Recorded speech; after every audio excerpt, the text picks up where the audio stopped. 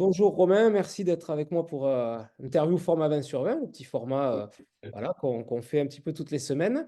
Donc Romain, parle un peu de votre actualité. Je crois qu'il y a un roman là qui est en train de sortir ou qui est sorti. Oui, alors il y a mon nouveau roman qui est sorti le 10 janvier dernier Ouais. chez Albin Michel. Ça s'appelle Comment j'ai retrouvé Xavier Dupont de Ligonnès. Bon, Voilà, tout un programme. bon, vous l'avez retrouvé, bon, déjà c'est bien, bravo. Exactement. Un livre tout jaune, hein, Ouais. très joli. En fait, c'est un mélange de fiction. J'imagine un jour que j'habite dans l'Ariège. J'ai retapé une petite maison dans l'Ariège. J'y vis seul. Et un jour, sur la terrasse de la maison d'à côté, qui est abandonnée depuis très longtemps, eh bien, je vois une personne que je crois fermement être Xavier Dupont de Ligonnès. Ouais. Et donc, étant moi-même ancien capitaine de police, évidemment, je vais commencer à nouer une relation pour déjà prouver que c'est bien Ligonnès et pour l'arrêter, en fait. Et Ok. puis, je mélange ça, qui est une partie fictive, évidemment, à la partie réelle, qui est ma véritable enquête que j'ai menée depuis avril 2011 et où j'apporte des éléments nouveaux et voilà, où j'utilise mes connaissances de la police aux frontières pour montrer comment il aurait pu traverser une frontière sans trop de difficultés à l'époque, voilà, D'accord, ouais, etc. donc il y a un travail depuis Un un beau moment. mélange. Ouais, du Oui, bon travail. Ouais. ça fait un long moment, oui, je suis dessus. Ouais. Ouais. Bon, il le lira peut-être s'il est. On verra peut-être Ah qu'un jour. oui, peut-être. Il Bon, saura que je suis toujours derrière lui. Voilà. exactement. Bon, super, merci Romain. Alors, côté vin, vous êtes plutôt blanc, rouge ou rosé? Côté vin, alors attention. Alors déjà, je suis rouge. Bon, très bien. C'est-à-dire que, alors le rosé, j'en ai jamais bu. J'ai dû goûter une fois dans ma vie. C'est vraiment pas quelque chose que. Et le blanc, très très très très exceptionnellement. Faut vraiment qu'il n'y ait pas de rouge. Pour vraiment.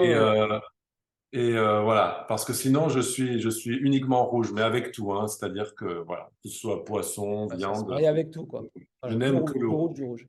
Ouais. Exactement. Et après, il faut que ce soit. Alors, moi, je ne bois que du vin espagnol parce que c'est un vin qui est beaucoup plus charpenté, qui a beaucoup plus de corps, de goût que Ouais. le vin français. Si je bois du vin français, c'est obligatoirement du Bordeaux, évidemment, parce que pour moi, le Bourgogne, c'est impossible. C'est vraiment pas Ouais. assez fort. Il n'y a D'accord, pas assez de. il faut du tanin, quoi. Voilà. Il faut que ça, ouais. Exactement. Moi, il me faut du tanin, il me faut vraiment une bonne charpente. Donc, c'est du Bordeaux. Alors, un truc assez marrant pour la petite anecdote, c'est que mon papa, qui était militaire, il était colonel de l'armée, mais il s'est Ouais. retraité, il a pris la retraite très tôt, à 50 ans. Et il a passé ensuite le reste de sa vie avec le vin, quoi. D'accord. C'était un fan de vin. Ma grand-mère habitait à Bergerac. Ouais. Donc, vous pouvez imaginer que pendant les grandes vacances, eh bien, je faisais la tournée avec mon père de tous les domaines, de Saint-Émilion, Ah, bah, sympa. voilà, tout ça. Et en fait, il me faisait apprendre par cœur, alors que je buvais pas de vin, j'avais Ouais. 10 ans, 11 Ouais. ans. Il me faisait apprendre les cuvées, la cuvée A, B, C, le Cahors, le machin, le truc avec les dates. Et lui, il habitait à Marseille, puis s'était constitué une cave Ouais. euh, avec d'excellents vins qu'il achetait directement chez le propriétaire et qu'on buvait 10, 15 ans plus tard. Pour mon anniversaire, je suis de 1975, mon père Ouais. sortait toujours une bouteille de 1975 de Bordeaux. Euh, donc voilà, donc j'ai vécu très petit dans le vin alors que je n'en buvais pas. Euh, et j'ai été vraiment là-dedans. Mon père était vraiment un spécialiste de vin. On veut ça, ouais. Il reconnaissait les vins, les régions, l'année à peu près. C'était pas un sommelier, mais enfin Ouais, c'est presque. C'était quelqu'un qui était vraiment passionné de ça. vrai Et passionné. Ouais. il avait le palais parce que je pense qu'il faut avoir le savoir et le palais. Si vous n'avez pas le palais qui va avec, Non. même avec La la connaissance, connaissance. ça va. Ou alors, on fait pas de dégustation, on fait que de la théorie, quoi. Mais effectivement. Exactement. Non, mais c'est bien comme vacances, ouais, il y a pire. Mais après, des vins charpentés, on va retrouver aussi le long là, du Languedoc aussi. En Languedoc-Roussillon, il y a quand même Et des vins, si je pense à Fitou, par exemple, des vins qui ont tout. tendance à être. Voilà, il y a des choses qui sont, qui peuvent. Picpoul, il y a Picpoul de Montpellier. Cool, ouais, c'est ça aussi, ouais. Après, voilà, il y a pas mal d'appellations. Saint-Chinian aussi, qui, voilà, Ouais. faire des vins aussi. Non, c'est sympa. Vous avez un vin, vous, en particulier, que vous adorez vraiment, peut-être un vin espagnol, une région espagnole? Alors, oui, alors, bon, pour les vins espagnols, vraiment, je trouve déjà que la qualité-prix du vin espagnol est incroyable. C'est-à-dire que euh, pour 3 euros, Mm. vous avez un bon vin. En France, en vin français, pour 3 euros, vous n'avez pas Mm. grand-chose. Alors qu'en vin espagnol, pour 3 euros, vous avez déjà un bon vin. Et vraiment, quand vous voulez mettre le prix, je veux dire, vous mettez 7 euros. Et moi, quand je vais chez des gens et que j'achète vraiment un super vin, on est autour de 15 euros. Ouais, bien 15 sûr. euros, vous avez les meilleurs vins espagnols, quoi. Ouais, C'est ouais. assez incroyable la qualité-prix. Mm. Donc en vin, vous avez deux régions qui sont très importantes en Espagne, qui pourraient être les correspondants du Bourgogne et du Bordelais. C'est Rioja et Ribera del Duero. Mm. D'accord? C'est les deux grandes régions. Là, j'aime les deux parce que les deux n'ont pas une différence comme en France entre le Bordeaux et le Bourgogne, comme on disait avant, c'est-à-dire qu'un est plus léger que l'autre. Là-bas, ils ont la même charpente, on va dire. Si je dois donner un nom de vin, c'est le Cune. C-U-N-E, Ouais. Cune. C'est un vin que j'ai servi pour mon mariage Mm. et que j'adore. Et là, par exemple, si vous veniez chez moi là maintenant, vous ouvrez ma cave, j'ai une petite Mm. cave, Mm. et dedans, il n'y a que du Cune. Ben Il voilà, n'y a que, il n'y a que la même bouteille. au moins, il n'y a pas de, voilà, on boira ça et puis il n'y a pas de problème, Il quoi. n'y a, il y Pas a de pas de choix. surprise, vous savez, il n'y a pas de surprise. De temps en temps, jusqu'à maintenant, je changeais. J'achetais du Cune, j'achète El Coto, qui me plaît Mm. aussi, Marqués de Cáceres, Ouais. pour des occasions un peu plus importantes. Euh, et puis finalement, je me suis aperçu que des fois, on achète quelque chose et on a une surprise, une mauvaise surprise. Le vin est pas terrible. Enfin, on l'aime pas, parce que vous savez, le vin, c'est une question de goût. C'est-à-dire que malgré les connaissances, la culture et tout ça, finalement, il Mm. faut boire ce qu'on aime. Voilà. Évidemment, bien sûr. Et donc, je me suis dit, bah, attends, Kounet, je sais que c'est une valeur sûre. Alors, pourquoi tu n'achètes pas que des bouteilles de Kounet? Ben Au ouais, moins, tu as une pourquoi pas. surprise. Ben, Donc, bien sûr. voilà. Bon, ben c'est super. Après, il faut voir sur différentes années. Comme ça, au moins, ça fait des petites différences et c'est bien. Oui, c'est C'est très vrai. bien. Ouais. Et pour vous, le plat idéal, justement, avec ce Kounet, par exemple, qu'est-ce que ça serait? Alors, moi, j'adore cuisiner. J'ai une spécialité qui me vient de mon papa, qui était le magret de canard aux pommes, donc aux pommes fruits, aux pommes dorées. C'est-à-dire que je l'ai fait un peu passer à comment dire, une espèce de compote, on va dire, hein, Ouais. une compote de pommes chaude, voilà, servie avec du magret de canard. Ça, c'est vraiment un plat que j'adore et voilà, et ça va très bien avec Kounet, justement, Ouais, avec ça donne faim en mon vin plus. rouge charpenté, ouais, Ouais, ça donne fruité. bien faim. C'est pas l'heure pour toi. Alors, mais ouais, ça donne faim. Ça, c'est pour ça. J'aurais pas les interviews vers midi, comme ça, après, je. Voilà, exactement. Est-ce que vous avez une région ou un pays viticole que vous aimeriez découvrir? Que j'aimerais découvrir, Ouais. alors, déjà, j'en connais pas mal. C'est-à-dire que déjà de la France, par mon papa, je connais parfaitement toute la région du Bordeaux, puisque je faisais le tour de tous les domaines. Ensuite, du Bourgogne, j'ai été invité par mes livres dans des Ouais. salons. Il y a un salon qui s'appelle, alors attendez, ça me revient plus là. Bon, je sais pas, mais il est pile au milieu des vignes. D'accord. Et vous avez du Romano Conti, c'est ça? Romano Romanée Conti? Conti, ouais, ouais, Romanée Romano Conti. Conti, etc. Alors, pour la petite anecdote, on m'a invité 2 fois à ce salon, moi. Et vous avez le soir, vous imaginez, un super dîner Eh oui. dans un lieu magnifique. Et là, on vous sert en dégustation des vins de la région, qui sont les vins les plus chers au monde. Ah ouais, Et incroyable. et je n'en ai pas aimé un seul parce que c'était du Bourgogne. Et pour moi, le Quel Bourgogne dommage. est trop léger. Je me disais, quel dommage, vraiment, parce que là, on est en train de me servir le Romanée Conti, qui sont des vins qui sont très connus et très cotés. Et vraiment, j'appréciais pas parce que pour moi, ça manquait énormément de corps. Et voilà, c'est assez Oh, marrant. mais bien sûr, ouais, c'est sûr. Vu comme ça, sachant que dans les bouteilles les plus chères au monde, les quatre premières, c'est des bouteilles de Bourgogne. Et bien derrière, c'est Pétrus en cinquième, quoi. Et avec, Château Petrus. avec Ouais. le quatre fois moins cher que, enfin, quatre fois moins cher, je me comprends, mais que Romanée Conti, par exemple. Donc, c'est fou, hein. Ouais. Bon. Bah oui, voilà. Donc, Donc voilà. ça Donc, donne- Bourgogne, je connais. Tout ce qui est de ma région, Languedoc-Roussillon, Médoc, tout ça, évidemment, je connais bien. Donc, à découvrir, ce serait plutôt à l'étranger, on va dire. Ce serait plutôt des vins. Il y a des vins que j'aime beaucoup aussi qui sont du Chili, voilà, des pays d'Amérique du Sud, puis d'Afrique du Sud aussi. J'ai découvert des Il y vins a des qui choses étaient bien en Afrique du Sud, ouais, en Stellenbosch, Afrique une du belle Sud, région. ouais. Mais Donc, Argentine, ouais, Argentine, il y a le Malbec. J'ai Argentine. trouvé Malbec, même s'ils replantent beaucoup de Cabernet Franc là-bas. Et après, il y a le Chili, ouais, bah, le Carmener aussi, et c'est tannique aussi. C'est des vins qui sont un peu à l'espagnol. Exactement. Exactement. C'est pour ça que j'aime. En premier, moi, j'ai le vin espagnol, c'est-à-dire Ouais. que je dirais toujours chercher du vin espagnol. Mm, En deuxième, si on n'a pas, j'irai chercher justement du vin sud-américain parce que je ouais. sais que ça se rapproche pas mal. Ouais. Bien sûr, ouais. Après, même aux Je fais États-Unis. pas, Mm. je suis désolé, je fais pas une grande publicité pour les vins Non, français. mais c'est pas grave, hein, c'est pas, il n'y a pas de souci, hein. Et même aux États-Unis, hein, pas Valley, en Californie, il y a des vins qui sont Oui, pas aussi tanniques. Ça vous plairait aussi, je pense, ce type de vin. Californie, ouais, j'en ai goûté effectivement de Californie, j'avais aimé. Ouais. Bon. Est-ce que vous avez un souvenir autour d'une dégustation ou une rencontre qui vous a marqué? Ah bah alors justement, bah, les dégustations, c'était justement avec mon père quand j'étais Ouais, petit.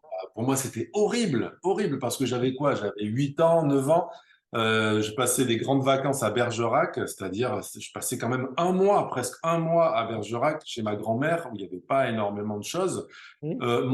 Ma seule ambition, on va dire, parce que je faisais les devoirs le matin, vous savez, les passeports, Ouais, comme on faisait il y a tous. de vacances. Et ma seule ambition dans la journée, c'était de lire, donc je lisais énormément, et c'était de regarder les dessins animés, en fait, Ouais, l'après-midi. C'était Croque-Vacances à l'époque, des choses comme ouais. ça. Et là, mon père arrivait et nous partions faire la tournée, la tournée des châteaux et des domaines Oh, mince. viticoles de la région bordelaise. Et moi, c'était horrible. Je n'aimais pas le vin, ça m'intéressait vraiment pas. Et donc, j'allais avec mon père dans ces domaines-là. Et il y avait je me rappelle d'un jour, un monsieur qui doit être décédé depuis lors, qui était un propriétaire de domaine viticole, je sais plus comment, ça finissait par être, c'était pas Garriguette, mais D'accord. c'était un nom comme ça. Et le monsieur alors, il avait une tête, c'était une vraie tomate, il était très rouge. Hmm. Et mon père plaisantait beaucoup dessus en disant, mais il va exploser pendant la dégustation. Le Et pauvre. alors, c'était assez amusant. Et mon père avait fini par acheter, il s'en allait toujours avec des cartons de 12 bouteilles, qui ensuite, il laissait dans sa cave et c'était vraiment des bijoux. C'était exactement moi pareil. Vous savez, moi, voilà, je suis Hmm. collectionneur. Moi, j'ai que des premières éditions dédicacées. Tout ce que vous voyez, c'est des premières éditions et qui sont dédicacées par les auteurs. C'est vraiment ma grande passion. Et mon père avait la même passion pour le vin, c'est-à-dire qu'il dégustait, il achetait directement chez le propriétaire tout le temps. Et ensuite, il gardait dans une cave qu'il avait aménagée lui-même dans sa cave d'immeuble. Il habitait dans un immeuble. Hein. Il avait aménagé, il avait construit une cave qui était indépendante de D'accord. la cave en briques de la construction. Ouais, ouais, C'était pour antiséismique, elle était à température ouais. idéale pour le vin. C'était un truc assez incroyable qu'il avait fait lui-même. Tout était classé. Il avait des tables Excel avec les années, ce qu'il avait aimé, ce qu'il n'avait pas aimé, les notes, commentaires, tout ça. Et en fait, moi, j'ai la même passion, mais avec les livres. Les Et livres, ouais. ensuite, un truc qu'il faisait, c'est qu'il mettait les bouteilles dans des bassines d'eau. Il les laissait tremper plusieurs jours pour décoller les étiquettes. Et Ouais. ensuite, il collectionnait les étiquettes des grands vins qu'il avait.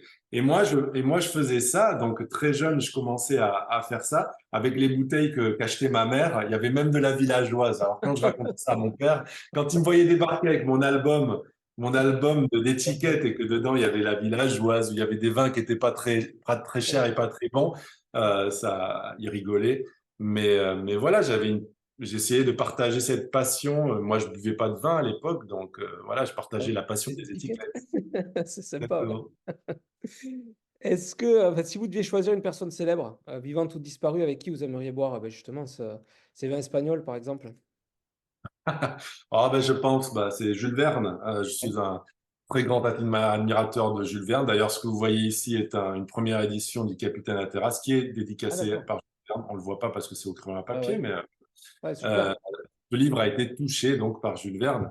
Je suis vraiment un très grand fan et donc je pense que ce serait la personne avec qui je dînerais et je lui présenterai un vin espagnol. Ouais. Ben oui, pourquoi pas, bien Le sûr. Counet, vu que Le Counet, le j'en ai Counet. plein la cave. Il en aurait parlé dans ses livres derrière, Exactement. à la Qui découverte du sait? Counet. Bon, et enfin, dernière question, mais je pense que j'ai déjà la réponse dessus, parce qu'avec le fromage, plutôt team rouge ou team blanc? Ah bah, c'est Voilà, évident. Oui. forcément, Mais j'avais la réponse. c'est facile, la question ne se pose jamais avec moi. Vous Voilà, c'est m'invitez, pour ça. il y a du rouge. C'est pas. Alors, je suis désolé pour vous qui êtes sommelier, pour les sommeliers qui disent bon, ben ça irait bien avec un blanc, machin, et tout ça. Moi, je suis vraiment je vais pas au-delà, c'est du rouge. Donc, Ben voilà. donc Ben, il y a quand pas on de. sera à Castelmourou, on boira du rouge, hein, il n'y a pas de souci, il y en a à la cave, on trouvera. Ah ben, vous me ferez découvrir un vin Avec que grand je ne plaisir. connais pas. Hein. Avec Alors grand voilà, plaisir. qu'il soit hein, très Ah charpenté, ouais, ça, avec beaucoup de tanin. Hein. ça, il n'y a pas de problème. Je Ah ne ben, sortirai pas un super. Beaujolais ou un vin de Loire, il n'y a pas de souci. Voilà, exactement. Ben, je vais collectionner comme ça, je vais faire des étiquettes aussi, moi, maintenant. Alors ça, Romain, non. L'étagère, ça, bon, Ouais. c'est bon. Et vous faites pas ça, les collections d'étiquettes, Moi, je non? collectionne les bouteilles. Regarde les bouteilles. Allez, Bon vin, bon, Romain. ça prend plus de place. Ouais. Voilà, et ma femme, voilà, va plus râler, c'est effectivement avec les bouteilles, parce qu'au-dessus de la cave, il suffit que ça bouge un peu, bam, il y en a une qui tombe, Ah il ouais, va y avoir droit. c'est fragile. Donc, vous gardez, quand vous avez bu un vin, vous Voilà, gardez la bouteille c'est de avec le garder la bouchon. bouteille. Avec le bouchon, ouais, quand je peux. Et bon, après, ça dépend, parce que si on est plusieurs autour de la table et qu'il y en a un qui dit, ah ouais, moi aussi, je veux bien la bouteille, bon, voilà, ça va Ah, se disputer. Quelqu'un, il y en a un qui prend la bouteille, l'autre le bouchon, on va se débrouiller. ça pose des problèmes. Mon père avait raconté une anecdote, il en avait des millions comme ça, d'anecdotes de vin. Il y en avait une qui m'avait raconté plusieurs fois. C'était un vin qui avait été mis aux enchères, une très vieille bouteille, je crois. Si je me rappelle bien que c'était une bouteille datant de la Révolution française. Donc, on avait vraiment une bouteille de vin 1789, imaginez, Ouais. qui devait être immonde hein, au goût, parce qu'à partir d'un certain temps, je pense que ça devient du Peut-être, ça vinaigre. dépend lesquels, mais oui, au rouge, oui, Ouais. peut-être. Et donc, il y avait eu une espèce de vente aux enchères, et puis il y avait les journalistes et tout ça, machin, et je sais pas, et il y avait eu une cohue, et puis un photographe avait fait tomber la bouteille qui Oh, s'était bon. brisée devant tout le monde. Et je crois qu'il y avait plusieurs personnes qui s'étaient agenouillées pour vraiment goûter le vin directement à même le sol pour voir ce que c'était. Voilà, une grande bouteille qui avait fini comme ça. Ouais, mais ça, j'avais l'anecdote aussi avec Pierre Arditi qui recevait des invités, puis c'est un grand amateur de vin, donc il descend à sa cave, il va chercher une super bouteille, il tombe dans l'escalier, la bouteille se casse, et il dit le premier réflexe que j'ai eu, en fait, c'est de me mettre à quatre pattes et de sentir pour me dire au moins que je garde au moins ça Ah ouais, dans le nez, parce que quel gâchis, quoi. Ouais, ça fait penser ouais, à ça. c'est Bon, merci ça. beaucoup pour l'interview, c'est très sympa. Bonne, Merci à vous, Mickaël. bonne tournée pour votre nouveau livre. Espérons que ça Merci. croise les doigts pour que ça marche bien, et puis voilà. Ah, c'est bien parti, Bonne donc chose. Je c'est pense bien qu'il y en a un parti. autre en préparation, de toute façon. Comment? Déjà un autre qui doit être en préparation. Ah, Ou- bon, j'en avais d'autres écrits, mais pour l'instant, je profite du Oh, succès de super. celui-là. Voilà. Et on a déjà des propositions de cinéma, donc Ah, super. Ça fera un deuxième. ça Après le papier, fera ça fait un ouais, deuxième. troisième, puisqu'il y en a un deuxième qui est en cours de préparation. Ah, bah, super. Donc, ça ferait le troisième, donc ouais, ouais, c'est bien. Ouais. Donc on aura beaucoup de choses à dire et on va se Bon, parler quand on se verra au il y a pas milieu de- des vies. Ça marche avec grand plaisir, Romain. Ben, merci beaucoup et à Merci, bientôt. Mick, et à très vite.